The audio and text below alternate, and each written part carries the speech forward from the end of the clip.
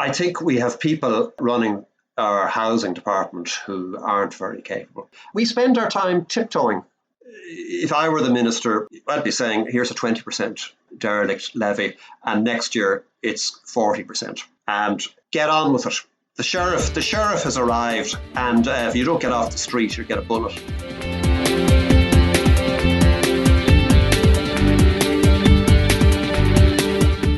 This is Here's How, Ireland's political, social and current affairs podcast, presented by William Campbell. Thank you for downloading episode 174 for the 7th of August, 2024. And we're back. Sorry about the unannounced little hiatus for the podcast. I'll tell you a bit more about it, but first, just to say I'm lining up a great roster of guests, interesting people to talk to, interesting things to talk about for the coming months.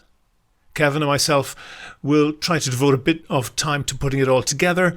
Obviously, we have day jobs, and I really appreciate Kevin's help. Thank you, Kevin. But the thought struck me that we could probably do better on social media. So if there's anyone out there who has the skills and wanted to volunteer to help on that front, or even just suggest a to-do list, we'd love to hear from you. And that's a bit of the reason for the hiatus. It was partly because I was busy with work and other things in life, but mostly I needed to take a break from all the awfulness in the news. I felt like not being a news junkie for a while. You could say that I needed a low information diet. I never wanted to deal with breaking news on the podcast, but forgive me if I'm not bang up to date on every issue. I was pretty thorough about avoiding all the news and social media apps and websites for the past while, and it seems like the algorithms have got the hint.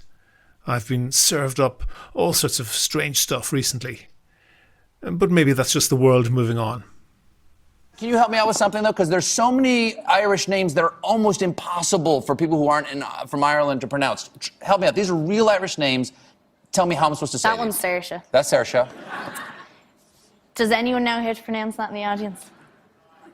How? Taig. Taig? Yeah. Neve. What? Neve. Nave? Yeah. But it's Neve. That's the Irish actor Saoirse Ronan being interviewed by Stephen Colbert, the Irish-American talk show host, a few years back. Oisin. Oisin. Yeah. How do you think that's pronounced? This one I know. Siobhan. Yeah, Siobhan. Siobhan. Ridiculous. Yeah. A lot of people say Saoirse. Ridiculous. I'm using it as an example because I don't want to focus attention unfairly on anyone who's just a regular person on social media, but it's a good example of one of the things that has been served up to me online recently, which you could probably summarise as Irish funny people, Irish funny language.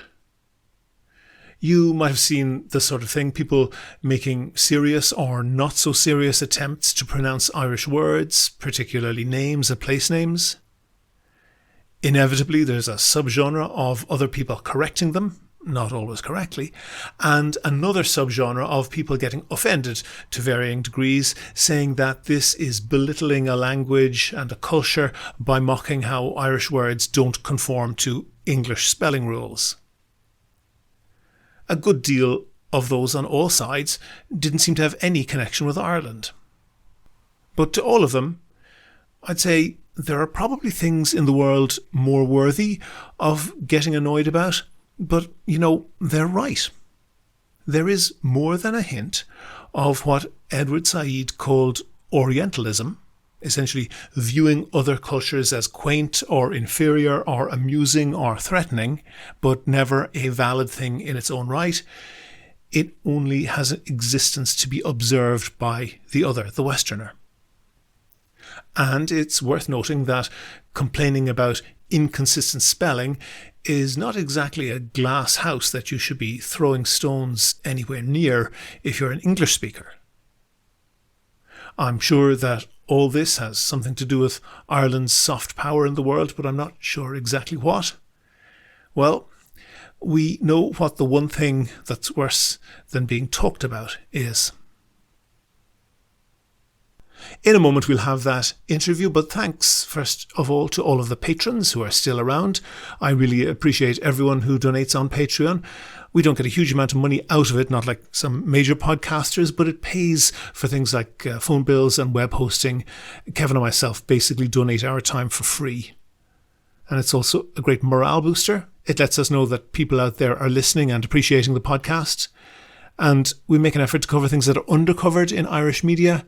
You're more than welcome to listen for free, but if you think that you could do the same as the other donors and throw in the price of a cup of coffee or an all-expenses trip to the Maldives once or twice a month, there's details how to do that on the website and at the end of the show. Do you agree? Do you disagree? Follow at Here's How Podcast on Twitter and like Here's How on Facebook for updates on each show's contents. On the line now, I have Cormac Lucey. Cormac is a lecturer in finance at the Irish Management Institute and also at Trinity College, Dublin. And he's an economics columnist with Sunday Times Ireland and a general talking head when people want to hear about economics and the economy in general. You obviously have a political and ideological outlook as well, Cormac. So it might be a bit strange, but I do want you to answer the question, and it's serious. Are you a Marxist?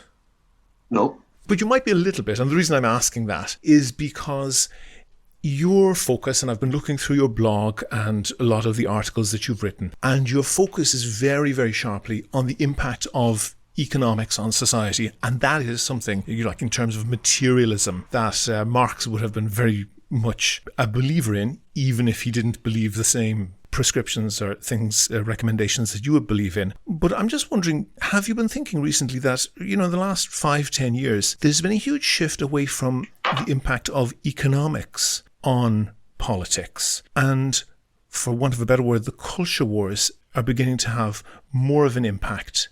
Would you agree with that analysis to begin with? Well, I agree with that analysis, but just to come back to the Marxism, I'm a little bit like that Japanese soldier who came out of the jungle 40 years after World War II had formally ended in 1945, in the sense that I'll be 64 in a few weeks' time. I grew up in the 70s and 80s when the Cold War was very much still a war and still uncertain as to its eventual outcome. And I quickly came to the conclusion that what was being practiced on the far side of the Iron Curtain was a disaster from a human rights perspective, from an ordinary life perspective, from an economic perspective. So I'm actually quite ideologically anti-Marxist.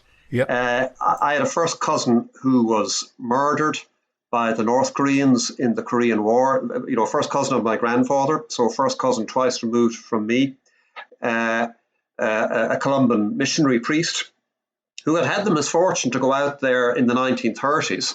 So he had suffered imprisonment under the Japanese occupation and then got to suffer execution thanks to the tender mercies of the communists. Coming to the question you just asked about cultural issues becoming more dominant in the economic debate than economic issues, I certainly think that's true, probably because cultural issues are easier to understand. Economic questions seem increasingly out of reach in the sense that any one individual's capacity to influence the economic practices and policies that we follow seem ever smaller, whereas you can always express an opinion about some current cultural row. You may well be correct that it's easier to understand cultural issues than economic issues. I'm not sure that's always true. I think that the SPD in Germany and the Socialist Party in France have suffered huge setbacks, and probably they were the parties that were most starkly pursuing the economic interests of their voter base. And you gave your age. I wouldn't have asked, but you volunteered it. But do you think that maybe there's kind of a generation of not only economists, but economics-driven politicians who are essentially being shown that their politics is essentially going out of date? No. Economics matters as much as it ever did. The fundamental problem facing socialists across Europe and in Ireland, when we look at Sinn Féin, is that their voter base is essentially national and socialist, but the leadership cadres are internationalist and socialist. And when immigration was a minor issue, that contradiction didn't really matter. Mm-hmm. Now it's the biggest thing that matters. And we've seen very substantial drops we've seen a halving in opinion poll support for Sinn Féin over the last 2 years. The Social Democratic Party in Germany, I'm a huge fan and follower of German history.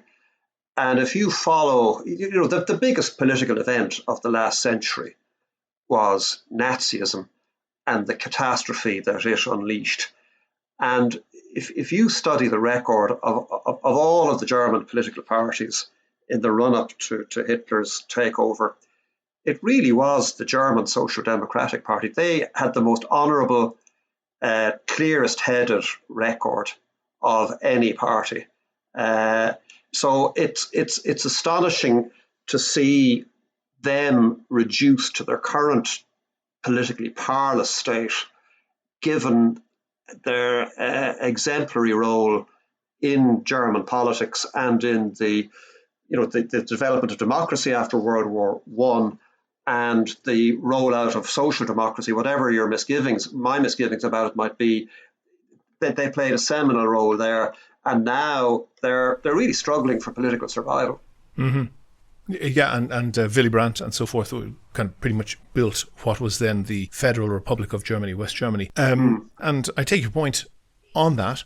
And the reason I asked the question was because I noticed on your blog a reference to the Clinton phrase of "it's the economy, stupid." And it may or may not be, and it may be the case that what is called identity politics is a submerged realignment based on economic realignments, or it may be that it's just another political dimension that is non-economic, that is driving voter bases. But what I'm kind of interested in is, and I should say belated congratulations and maybe commiserations on your vote in the local elections. I should say you stood as a candidate in Dunleary Rathdown County Council, and you missed out on a seat in a 6-seater, which had previously been a 7-seater. You missed out on the 6th seat by 2 votes, am I correct?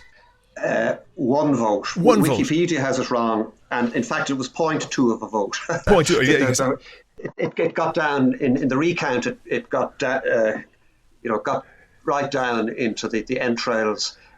Anyway, I lost, so that's I'm sure that was gutting, and you not only lost, but in probably the most heart-wrenching way. So my commiserations on that. You did not lose for the lack of celebrity endorsements. You had Michael McDowell prominently displayed on your election literature as a major endorser. But I guess the kind of question that I want to ask, and I've been going through your blog, and you are pretty clear on how you think the Irish state fails and the Irish, what might be called the permanent government, like the civil service, the way that the country is run. And you're pretty clear on your solution for that. And one of the lines you quote, not yours originally, but you're obviously quoting it approvingly, saying, Fine Gael has been too left for too long.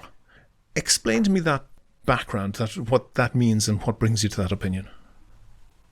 Well, it's not an original line. This was a line offered by the now sadly retiring Mayo TD Michael Ring, who I know well. I grew up in Castlebar, which was 11 miles in old currency from Westport, which is where Michael Ring is based. And I got involved in a few elections for Fine Gael down in Castlebar when I was a member of Fine Gael in college. I think just coming back to the question of the state, before we come to Fine Gael, of the state being weak at delivery. There's a very interesting lecture which was shown on the internet from London about state incapacity. Yep. And the 2 main guests were Dominic Cummings, who had been the key advisor to Boris Johnson's Conservative government. An architect of Brexit, it should be said. Yeah, and Lord Adonis, who is a Labour peer. And they were both giving their perspectives on the increasing difficulty for any government to get anything done.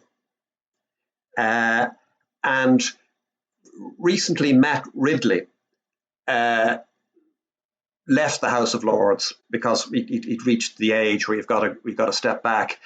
And he was, in an article for The Spectator, he was bemoaning the blob that, he can vote for parliamentarians, but he can't vote for members of regulatory bodies or judges sitting on courts, even though these regulatory bodies and courts can play an extraordinarily influential role in whether things happen or don't happen. And we see this in Ireland most clearly with construction, where the length of time from a project, from the inception of a construction project to its completion and sale to the eventual owners can exceed 5 years.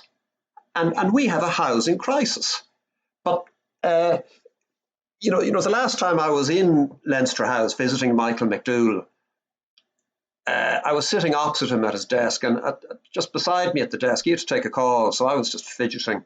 And he had these two legislative slabs on his desk, and it was 2 copies of the recent planning bill, that now Planning Act, I presume, 712 pages in length. Now, whatever the solution to our housing crisis is, it is not 712 pages of legislation.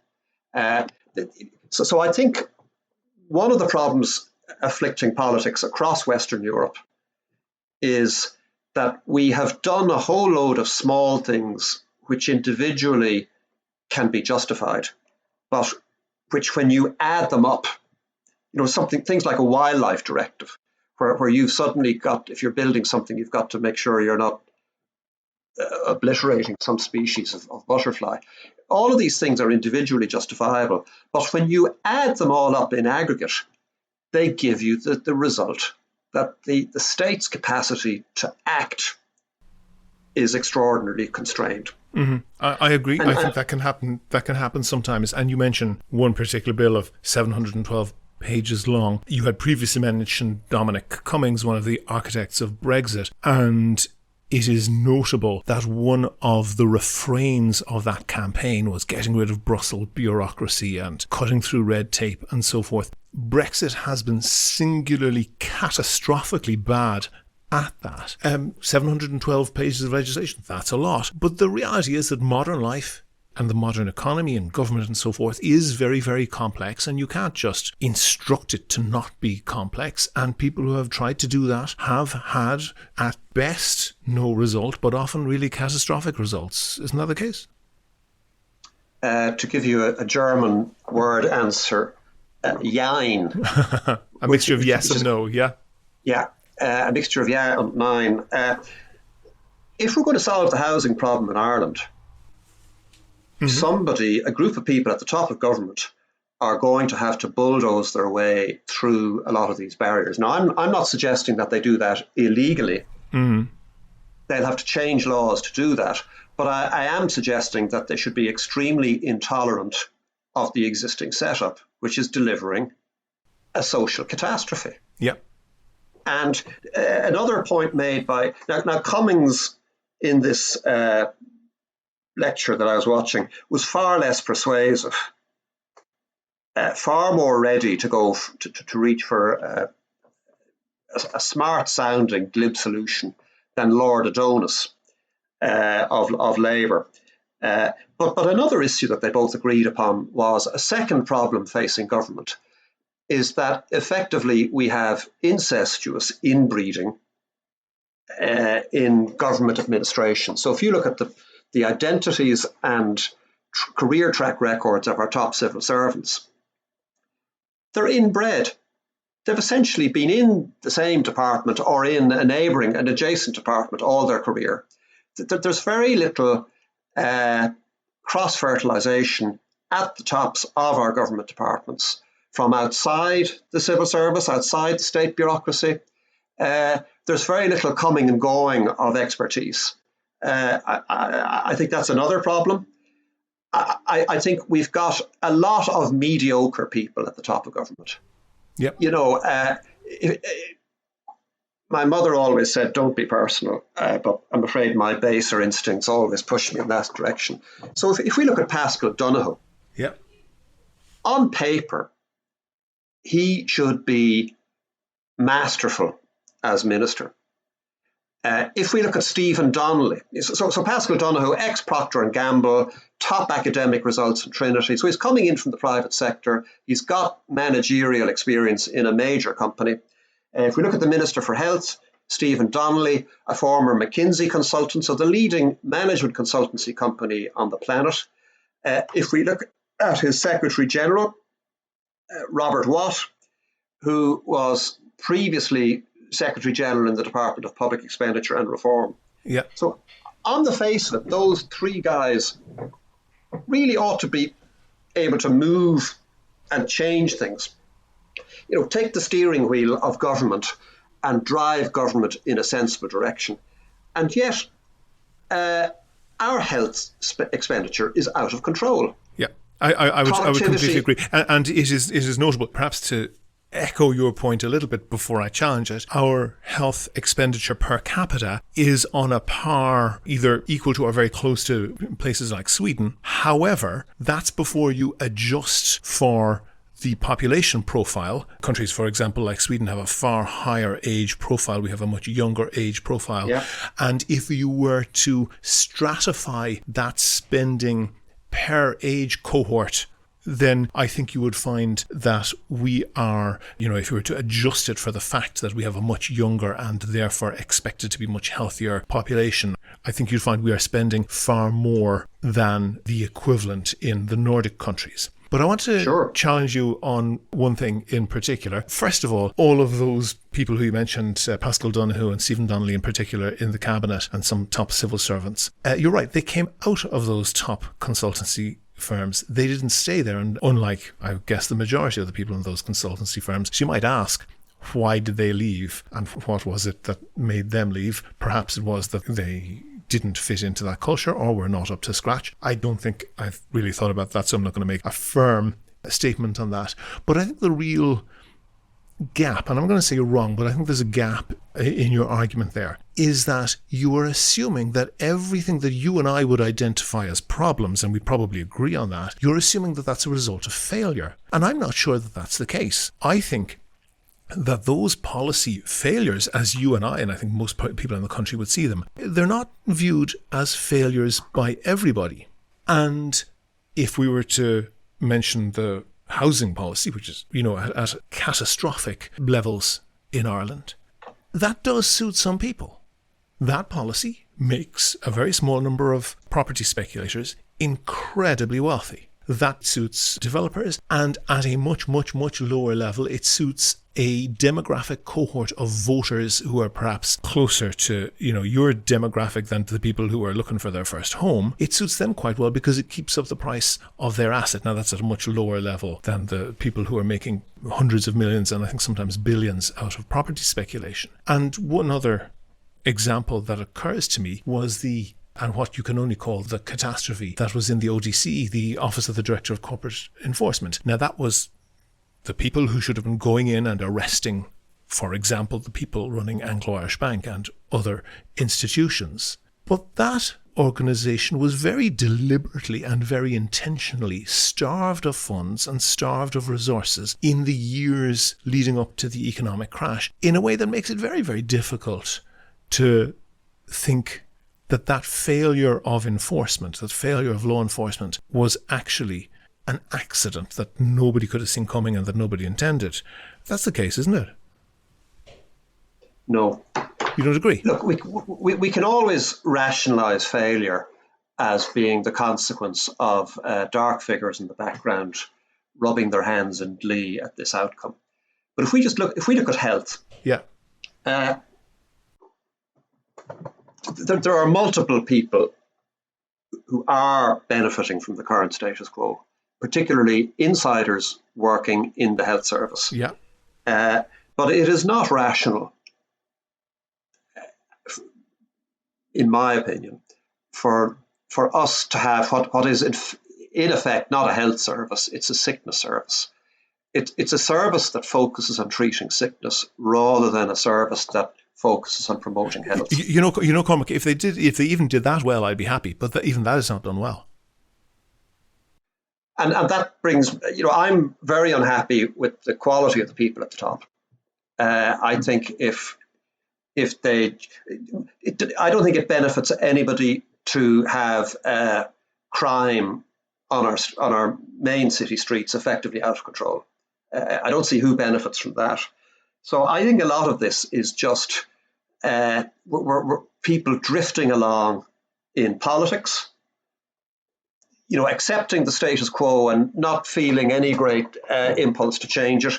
People drifting along in administration, be it in the Department of Justice or on Garda Síochána or in our court service. Like it's very difficult to motivate the police to enforce the law if when they go to the bother of enforcing the law and bring somebody before the courts, they then get some pathetic sentence or a suspended sentence. Yeah, but we've moved off the Guardian and crime and so forth is perhaps a slightly more knotty subject and it's more difficult to pick out the individual effects. But either with health or with housing, what is perceived by the vast bulk of the population is in fact quite beneficial to a certain cohort of very powerful people. And they are people who are blocking change and they are benefiting from blocking change. It doesn't take an awful lot to put two and two together there, does it?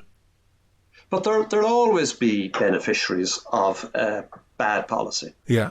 So that doesn't excuse, there have been arms manufacturers and leading generals who would have been perfectly happy in the latter years of Hitler's disastrous regime in Germany. Yeah. But it was still a disaster. Yeah. And therefore, those who tried to change it were entirely justified. What strikes me is just the lack of reform momentum within our current government and the lack of reform momentum across Parliament. I agree. But deal with specifically with for example, it wasn't a lack of momentum. It was a very active and very rigorously pursued policy to effectively cripple the ODC, the Office of the Director of Corporate Enforcement, which effectively made it impossible to investigate corporate corruption in the years leading up to the crash. There were prosecutions from the crash was not caused by corporate corruption. Let's get that off the table. It certainly wasn't helped. Just because people suffer enormously doesn't mean that there was somebody bad behind it. Well, Cormac, to go from first principles, it is agreed that the ODC was starved of funding. Every public institution argues that it's starved of. No. This has been forensically done. That, and in fact, it is not true that in the run up to say from the turn of the century up to 2008. William, go ahead. It is not a question that can be forensically examined. You can examine a scientific matter where a fact is a fact.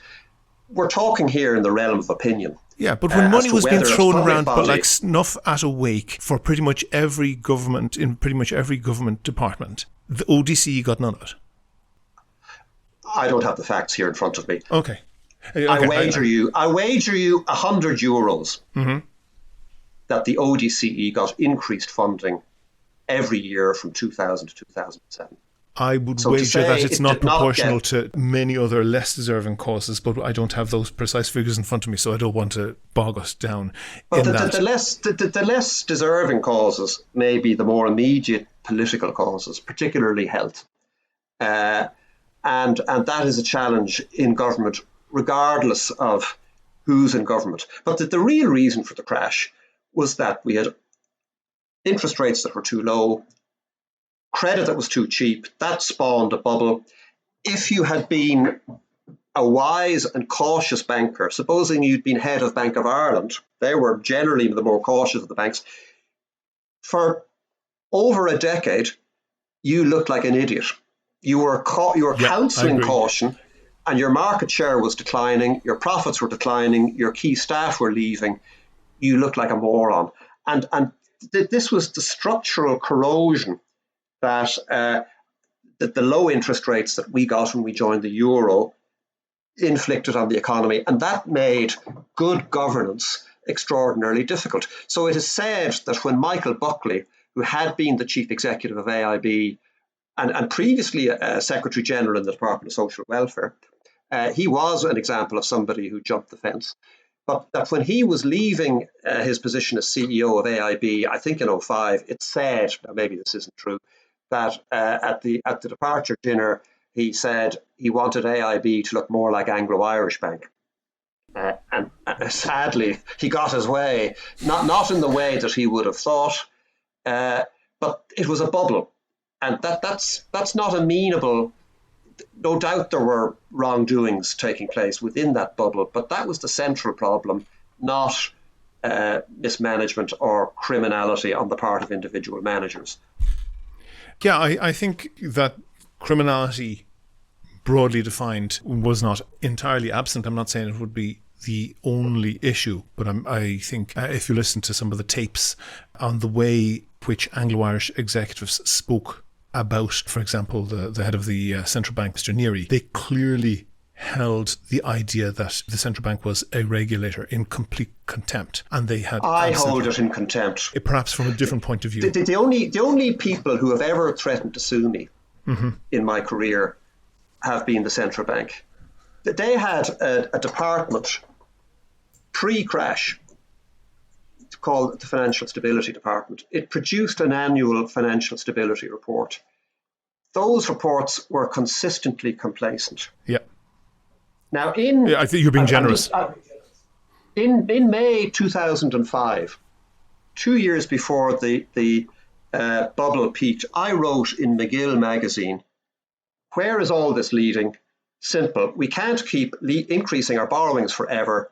The constraint on our indebtedness will not be interest rates, as in previous decades. It will be in our debt capacity.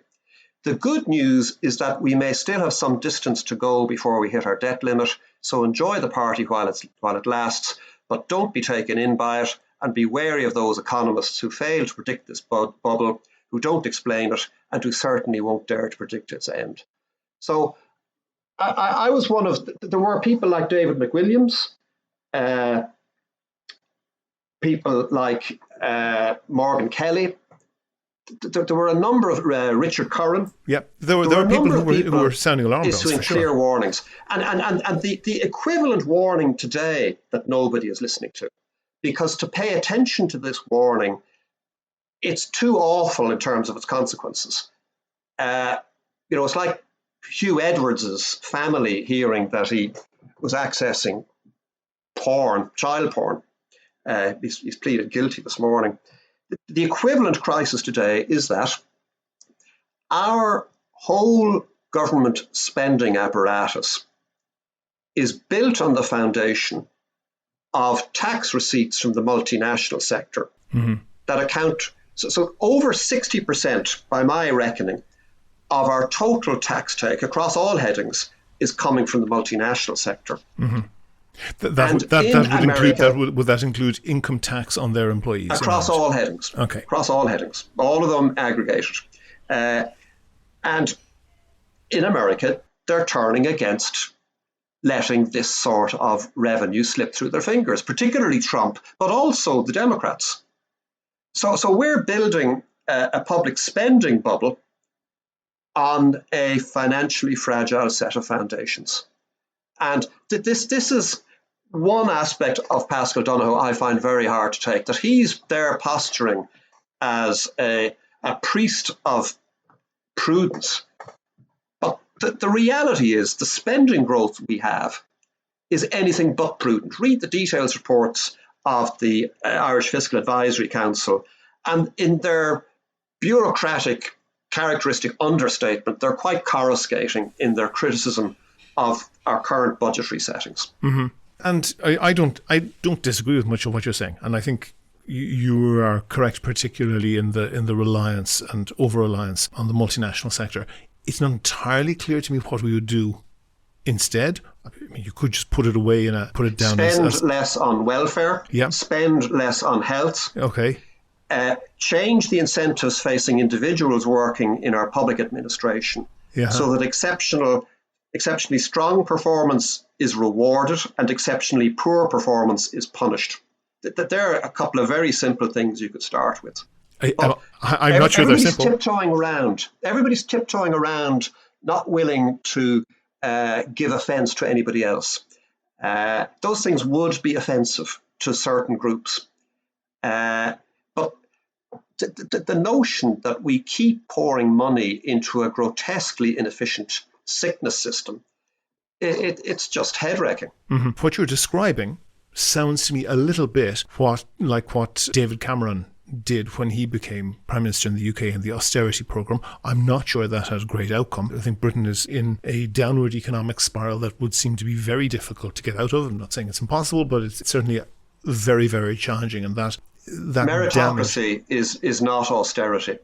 Rewarding strong performance and punishing bad performance, that is, one would expect that to boost system productivity. You would, but what happened in Britain, which was under austerity, most certainly didn't do that. And one of the issues was that the people in positions of power were able to insulate themselves against that austerity in a way that people who were not powerful were not. And the cost of those cuts fell enormously disproportionately on people who were on the bottom rung of the ladder. But the issue that I want to look at specifically is, and I've read a lot of things that you've written, and I think a lot of it is very intelligent, but it seems to me that if you take the kind of body of work that you've done, you seem to be way more enthusiastic on policies that disproportionately affect people at the bottom of the ladder. And, for example, you mentioned the Planning Act and the restrictions that it imposes. But one of the problems in Ireland is that we have a relatively small number of fabulously wealthy people who are able to constrict the supply of building land and keep up its value by doing that. And the result of that is that we have a pathetically small number of houses being built. And it is just observably not true that planning constriction is the problem there, because we have a huge number of outstanding planning permissions that are not being built. Can you understand that even if people who agree with a lot of the things you say, the focus always seems to be on what people at the bottom of the ladder need to give up? The biggest land banks in Ireland, in those areas where one would want to build, say County Dublin, the counties around Dublin, Cork, the biggest land banks are held by public sector entities. I'm not sure that's true. They may be big, but I have looked at this and check it out. I have. And when you're talking about zoned serviced land, I don't think that's true. You could argue certainly that some of those public sector land banks could be rezoned and serviced relatively easy. But if you're looking at zoned serviced land, that's around Dublin, held by less than a dozen people, the great bulk of it. I'm just Googling now in response to questioning that. And here's a report from last September. Controller and Auditor General, still no plans for half of the housing agency's land.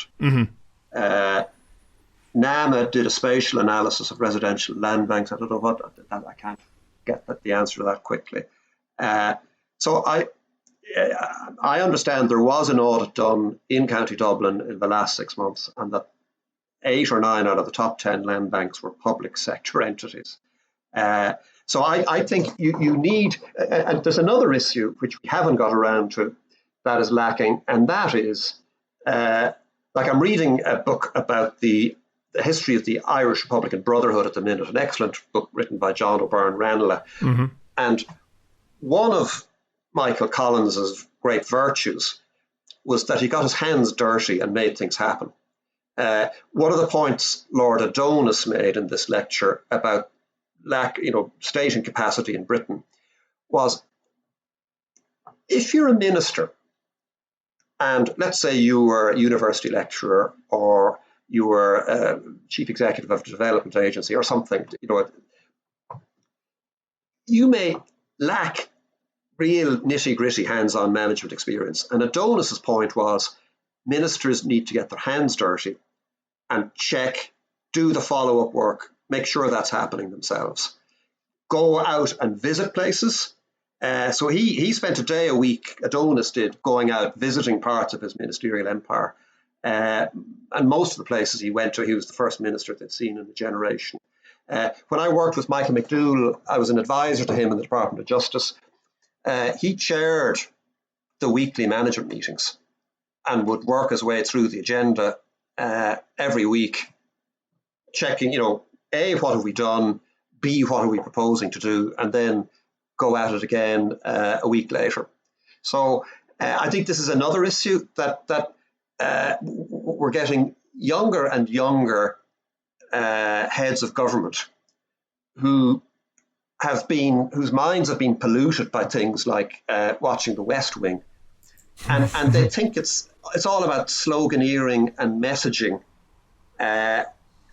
whereas those things are important, but even more important is delivery, and delivery means dogged, persistent follow-up, and I think that's lacking as well. Okay, but in that case, and I actually agree with you, I think you're correct on that to a very large extent. But, for example, since we've mentioned housing multiple times, the housing minister, Darragh O'Brien, was explicitly warned that pumping more cash into the housing market, so you have an increased amount of money chasing a fixed amount of houses being built, that the only effect of that would be to enrich the developers and the people selling the land to them. Yet, time after time, we've had first-time buyer grants and so forth renewed, and a whole load of advantages and tax credits and so forth that have no effect at all other than inflating the price of housing. It's basically just moving taxpayers' money directly into the pockets of very wealthy people. But the other issue that has been on the desk of this government was of the derelict and vacant buildings levy. That was previously set at 3% before the current government. That was then planned to be increased to 7%, and Fianna Fáil in their manifesto said that it would be increased to 14%. And what did the government do? They scrapped it on the promise that in the final year of the government, in the budget of the final year of the government, they might have a different, more effective levy implemented. Now, anybody who at the start of a government is making plans for what happens in the last year of the government is obviously making sure that it's never going to happen. There was an awful lot more effectiveness and follow-through displayed in making sure that all of those tax breaks, which benefit builders and developers and land speculators, nobody was behind the door making sure that they happened. But when it comes to a levy on vacant properties, and we have a huge amount of vacant and derelict properties lying empty while people are homeless, there is a bit of a contrast between those two, isn't there? You're quite preoccupied by the danger of anybody making money. No, not at all. No, I've no bother with that at all. No, they seem to be the persistent boogeyman. Not at all. Lurking not at all. behind your questions. I'd be more than happy for people to make money if they were providing something of use to society. You have me read wrongly, I think. I was running, as you mentioned, in the local elections, and I was struck by Fianna Fáil campaign literature that on housing, and I was flabbergasted by it, because they might have 2 pages of there might be a 4-page A4 glossy leaflet, and the 2 centre pages would feature 6 or 7 different initiatives they've taken on housing. Mm-hmm. And each of these initiatives, in its own terms, sounded great. But when you add it all up, the result is pathetic. Mm-hmm. For example? Well, the level of housing construction is falling far short of what we need. Yeah, about a third of what we need. What we need is off the charts. Yeah. Our level of construction per million people is well ahead of nearly every other European country. Mm-hmm. But it's still only running at maybe 30 or 40% of what we need. So the big issue is the growth in the population. That's causing this problem, coupled with our incapacity to address, to house the people coming in. So if if it were me as minister, and like all these people warning me that things are going to go wrong, if you're a minister, you're going to get an infinity of those warnings. Yeah. You've really just got to simply say, I'm here to get things done. I'm not going to get things done in a perfect way. Mistakes are going to be made. If I were appointed dictator of housing in the morning, I would be incentivizing house construction. And I've no doubt that I would be making people millionaires who didn't deserve to be millionaires. Yeah, I've no problem with it. I don't know about the deserve, but I've no problem with that. But my issue is that in Ireland, in very many years that I have been an adult, in probably most of the years that I have been an adult, it is much more profitable to sit on a development land and allow its price to go up than it is to develop. That was not true between 2007 and 2014. Thousands of guys went bust because that reversed. So that, that's not an axiom. Yeah, but very, a very often phenomenon. Yes, and part of the problem is that it is a cyclical phenomenon. But who foresaw in 2012 that if you look at the data, Ireland's population has grown by 40%. Yeah. In the 25 years to 2022. The next fastest growing EU state with a population in excess of 1 million is Spain, just under half that. So I don't think anybody foresaw coming out of the crash. Remember, in 2011, 2012, we were talking about bulldozing ghost estates in what was then fancifully called the Upper Shannon Basin. I think it's reverted to being County Leitrim in the meantime. So things change and nothing is guaranteed. And the notion that there are these bad people who have bought lots of land and they're just sitting there waiting for it to inevitably grow in value. If the multinational bubble bursts, and there is a not insignificant risk that it will, a lot of the circumstances a lot of the basic preconditions that are causing this housing problem may melt. I hope that doesn't happen. We need to resolve the housing crisis on the basis that it's going to remain there unless we increase supply. But that's a not insignificant risk. So I think one of the great dangers we have is that an inordinate amount of our social discourse, its primary focus is not to assist understanding of problems. It's to make participants in the discussion look smart. Yes. And for them to make the knowing comment, oh, well, that was clear at the time. Most of the time it wasn't. And if it was, why didn't you make a pile of money off it?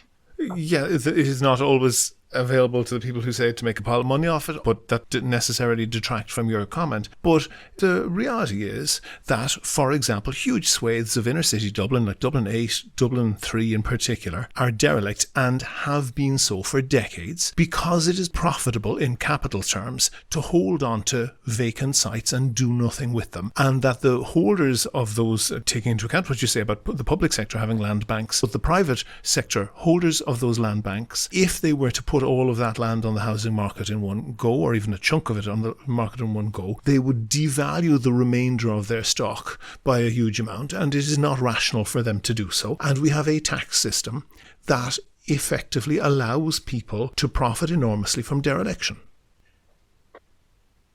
I think we have people running our housing department who aren't very capable. If I were the minister, I'd be saying, here's a 20% derelict levy, and next year it's 40%.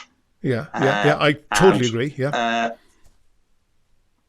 Get on with it. The sheriff has arrived, and if you don't get off the street, you get a bullet. Cormac, I'm agreeing with you 100%. No, Cormac, pause on that.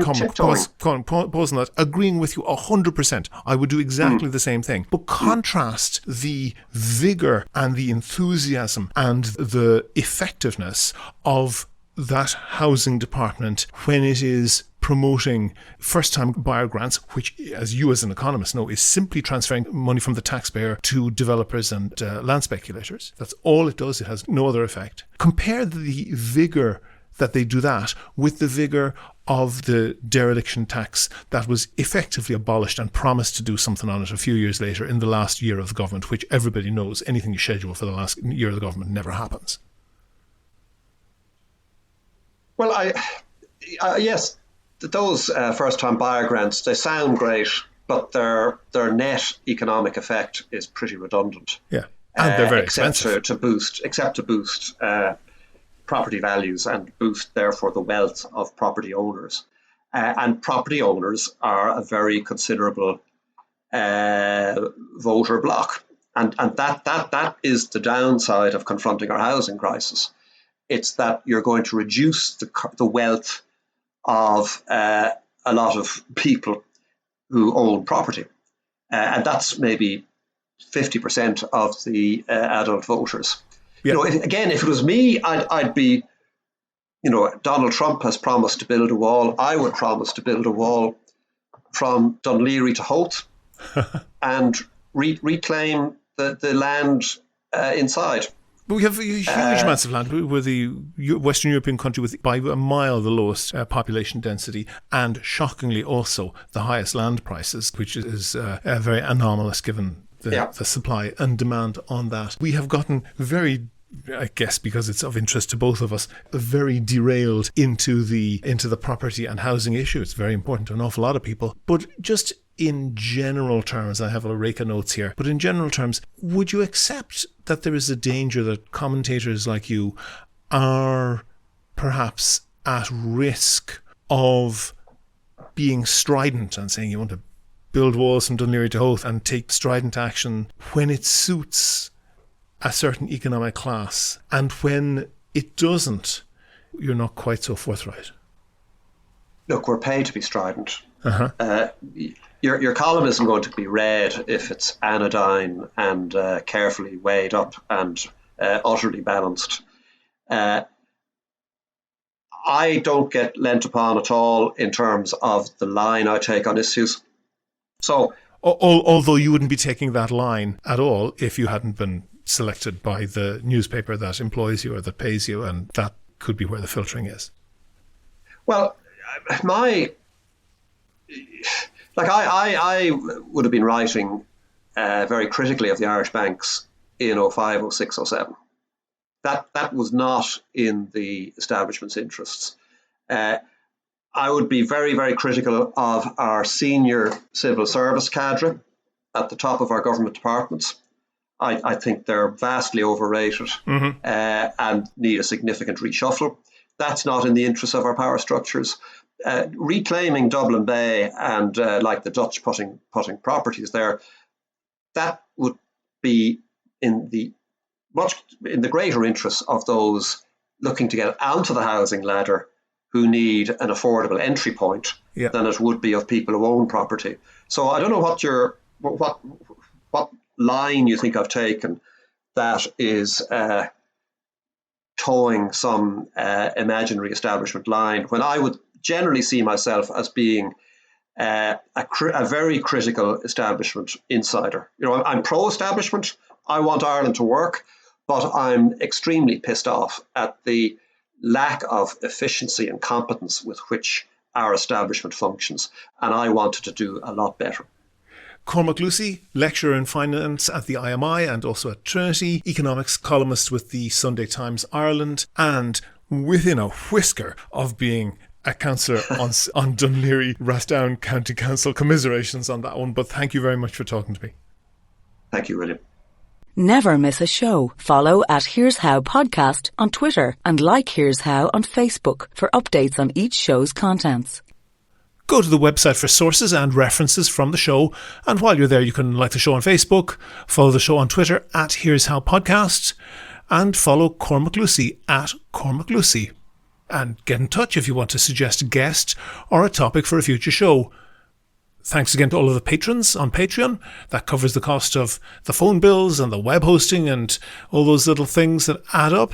So if you could throw in a couple of euro once or twice a month like the other patrons, please do go and sign up at patreon.com/here'show. That link is on the website, Also there you can find out how to subscribe to the podcast for free on your computer, on your phone, or by email. All of that information is at www.here'show.ie. The Here's How podcast is produced and presented by me, William Campbell. The co-producer is Kevin Wolf. Thank you for listening.